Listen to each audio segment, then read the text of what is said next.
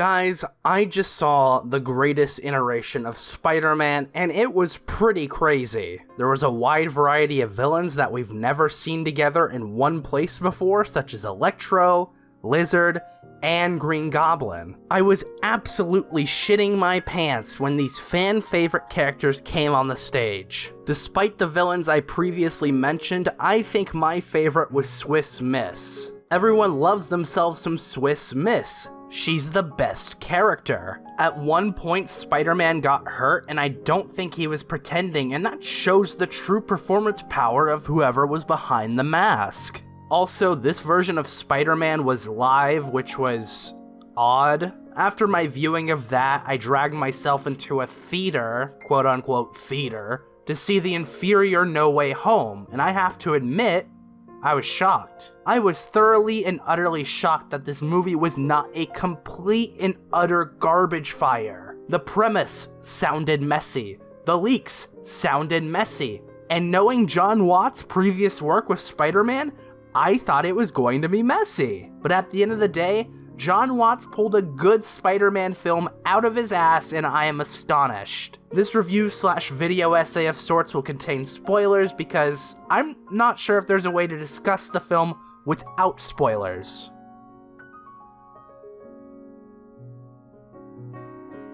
My fondness of MCU Peter Parker has de-appreciated over time. If you look at some of my earlier videos talking about the MCU's version of Spider-Man, I've actually been quite favorable. I liked his first outing as being light because it was a different Spider-Man than one we've seen before. Lots of quips, lots of fun, and ultimately it worked for a bit. But the staying power of those quips and fun is very little. My positive feelings and thoughts gradually turned into meh feelings and thoughts. True staying power and lasting positive thought in my mind is drama, character growth, and themes. I'm all for fun. Hell, *Malignant* is in my top 10 movies of 2021, and that movie is a non-stop blast. However, having every iteration of Peter being tonally mostly the same is not compelling for me. The best moments in Tom Holland's time as Peter Parker is when he's given some sort of inner or outer character conflict or drama that has some decent writing behind it. The conversation between Peter and Vulture in the car, the scene where he dies on Thanos' homeworld,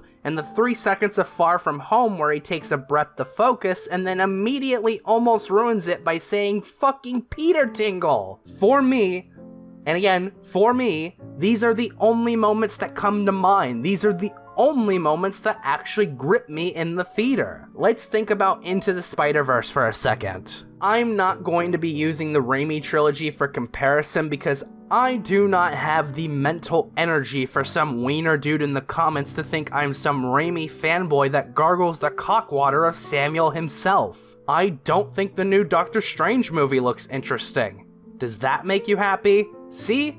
I have no sides in this war.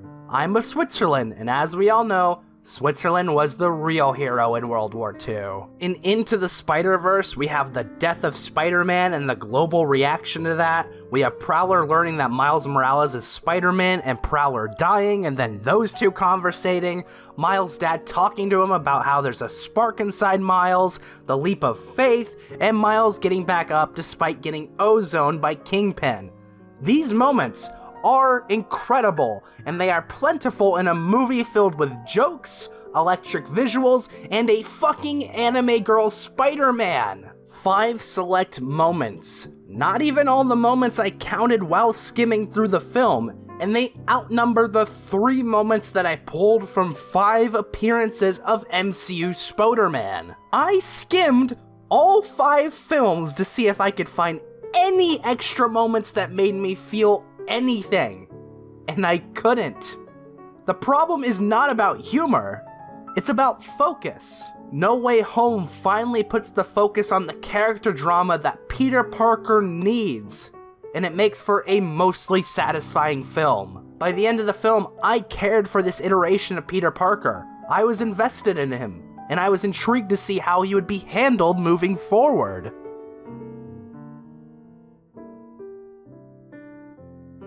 Death is one of the most common ways of developing a protagonist. Every Peter Parker besides Tom Holland had a major death of a family member or longtime friend happen at some point early on in their first appearance. What's interesting about death is that while it is often the catalyst for immediate character change, if used by a smart filmmaker, it can have long-reaching effects throughout the whole film, and sometimes even multiple films. Sam Raimi's Spider-Man is directly responsible for the death of Uncle Ben, though he isn't a villain because of it. He made a poor choice, and that choice led to a negative outcome that directly affected him. This hammers in the teaching about great responsibility coming with great power for Peter Parker. This death even reaches into Spider-Man 3 and teaches Peter about forgiveness and how you aren't defined by those poor choices.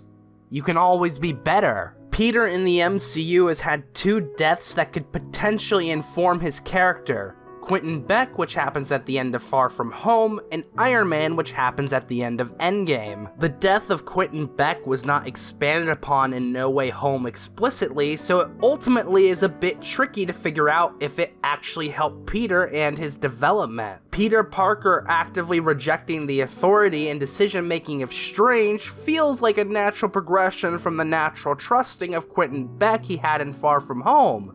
But I also recognize I may be reading into something that might not be there. The death of Iron Man is a major focus of Far From Home, but I feel that the film handles this potential character growing event in a way that is messy. I've not been able to quite wrap my head around what they were trying to do with the ideas of legacy and image since my last rewatch. No Way Home, on the other hand, chef's kiss. The death of Aunt May informs Peter Parker as a character in a way that is unique and interesting compared to the other Spider-Men. Tobey and Andrew were both filled with revenge initially, with Andrews feeling like a cheap retread and also making him kind of an asshole, which made that journey resonate for me less. These Spider-Men learn the great responsibility lesson through their desire for revenge and the outcome of that revenge. That revenge did not fulfill them. Tom's initial character development echoes the revenge that all the other Spider-Men had, but his is filled with a bitter apathy.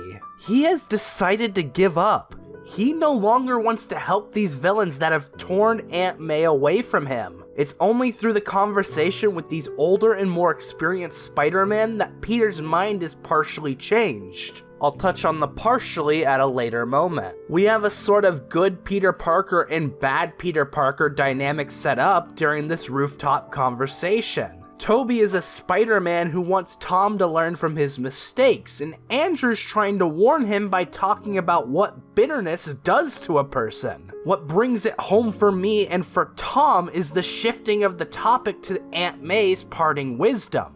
With great power comes great responsibility. It demonstrates how that death in stories can be used to fuel our heroes for good. These Spider-Men share a common wisdom through a common trauma. It's what makes Spider-Man Spider-Man. It's not the web slinging, it's not the quips, it's not an MJ or Gwen or lack of one or a combination of the two. These are all aesthetic similarities that nerds fight about online. Anyone can be Spider-Man, but in order to be Spider-Man, you have to embrace that responsibility. You have to be willing to do the right thing, no matter the cost. That's who Spider-Man is. That's the heart of the character. And through that conversation, the film captures that heart beautifully. They could easily stay bitter. They could easily refuse to pull their punches.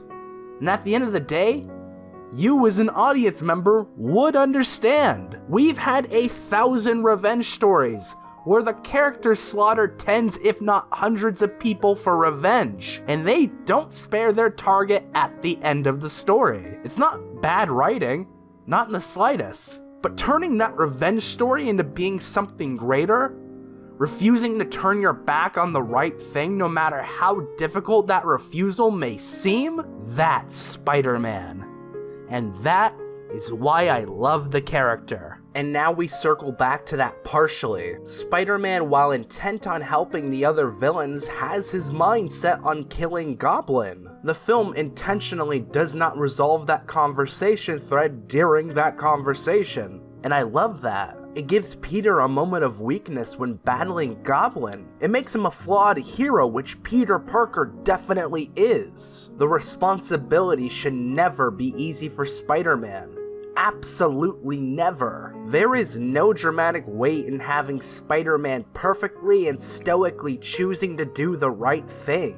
There is emotional pain in Spider-Man PS4 choosing not to use the antidote on Aunt May. There is inner conflict happening in real time during the conversation between Flint Marko and Tobey at the end of Spider-Man 3, where he chooses to forgive him. And for Tom, he nearly kills the Green Goblin, and is even trusted by Andrew to make the right decision even after nearly killing Norman, and after watching Tobey getting stabbed. Despite all this, Tom makes the right choice and cures Willem Dafoe's Goblin, and in that process completing his journey for the film.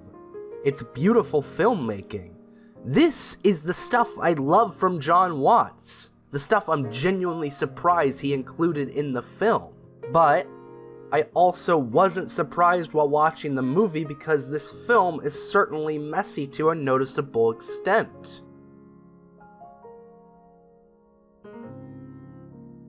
One of the biggest issues and strengths of this movie is how it incorporates fan service. It works great with that rooftop conversation. Our prior knowledge of these characters is influencing the protagonist in a way that is meaningful. It also works so well in that it actually develops Andrew and Tobey as well, showing that they are changed but familiar characters. This is how great fan service works. What is not great fan service is turning Otto Octavius into a nerfed goober that spouts the power of the sun line 40 times for no reason. Having Alfred Molina say that line while holding a shit-ass arc reactor made me want to put my head through the theater recliner. It devalues a really cool line from a movie that I love. There is nothing wrong with callbacks or fan service, but only if it's done in great moderation or done with great writing, or, finally, if used to build upon the story and themes. There are some scenes that haven't aged great in the few days that I put between my original viewing and my rewatch,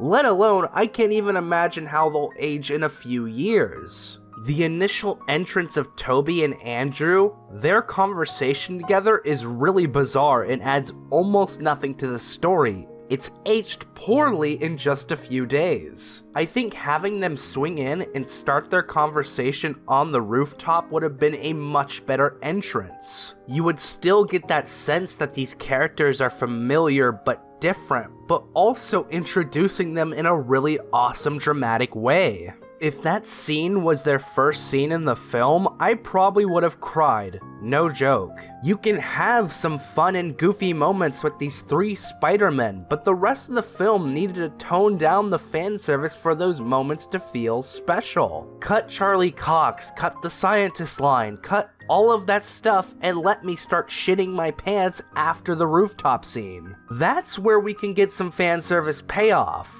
If you spend the whole film doing fan service payoff and no buildup, that payoff will age like my uncle's infected toe that he refuses to get treated at the hospital. Uncle Joe, please see a specialist. I could smell that shit at Thanksgiving. I'm also saying this as the biggest Charlie Cox stan of all time.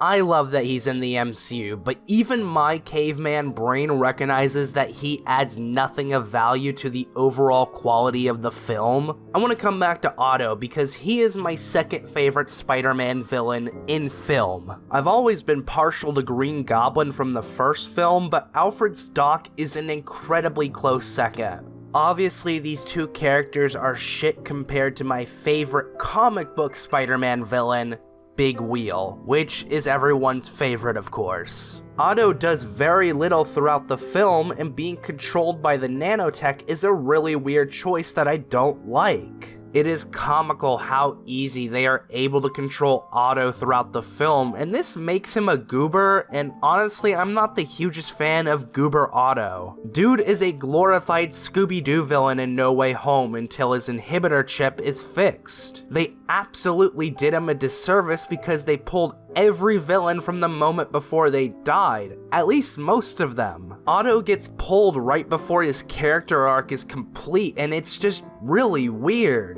I think they should have had Otto be good from the very start of the film, because it would feel more in character with him. Otto was literally good at the end of Spider-Man 2 before he sent himself to the Shadow Realm.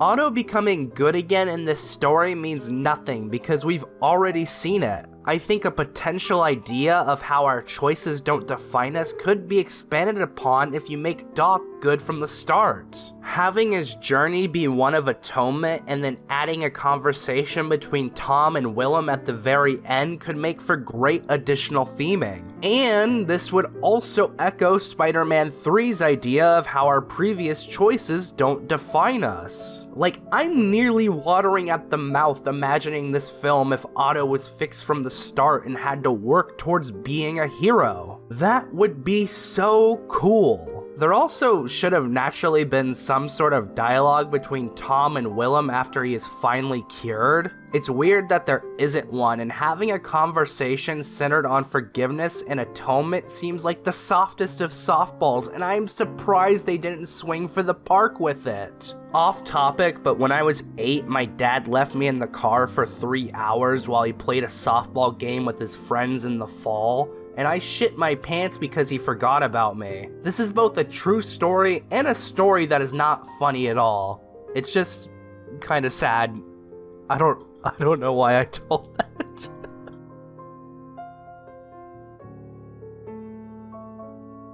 I guess this is the part of the video where I run through a bunch of miscellaneous things because I've gotten too lazy to do more subtopics. Performance-wise, this is Tom Holland at his finest. He just goes nutty here. Everyone's talking about Willem, and not to discredit Willem, he's great here, but Tom Holland absolutely goes sicko mode. I don't quite understand the Heath Ledger comparison because Willem is probably doing just as good of a job as he was in Spider-Man 1. I don't know, it's not that much better or worse. It really is about the same level of performance as he did in the first Spider-Man movie, and I've also never heard Willem Dafoe's Goblin and Ledger's Joker in the same conversation until No Way Home discourse started popping off. Tom Holland deserves the credit for carrying the third act of the film, and carry that shit he does. The back half of the second act and the third act is where the film really elevates itself above normal comic book fare. If the first half of the film matched the second, this film would be fantastic. Action-wise, the film is surprisingly very great. I liked every single fight besides one, and it's that first battle between Otto and Peter. It's just not very interesting visually, and again, I think it's a misstep as I discussed earlier. The battles between Norman and Peter are just insane. Especially the choreography in Happy's apartment building, it's so fucking brutal. And I love how that brutality is echoed by Peter in the final fight. Action can have thematic and character significance if you put even an eensy-weensy bit of effort towards your film, and Jon Watts put in that effort. Having Peter reflect the brutality that Goblin displayed earlier in the film shows how Tom's Peter has changed. He's less heroic than he was before because he's reflecting a physicality demonstrated by a villain. It's also awesome that the film says nothing about this and just lets the audience glean that information for themselves. I honestly expected Andrew to at one point go, "Oh boy, he's not pulling his punches, that's not good, also, I threw up, Toby, can you clean it up, please?" Then Toby would clean his child's puke up because he's a good dad, then Toby kisses me on the lips for the rest of the film. This comes to much my disappointment because I wanted a big Toby kiss, but also to my delight because I like good filmmaking. The film never explicitly acknowledges the physicality shift of Peter, and that's great filmmaking, not for a superhero movie, but for a movie period. Spider-Man No Way Home is a great film.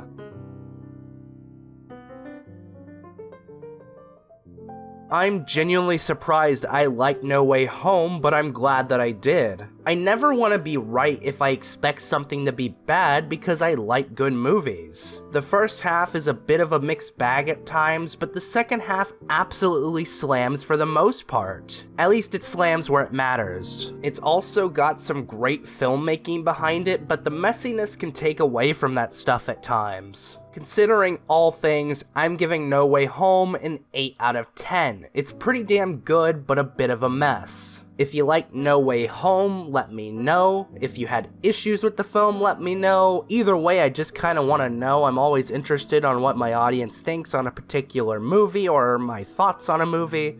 I just always like to hear that stuff. It's always interesting for me. If you like this video, do check out another video in this wonderful end card. Make sure to subscribe, hit the bell, and farewell.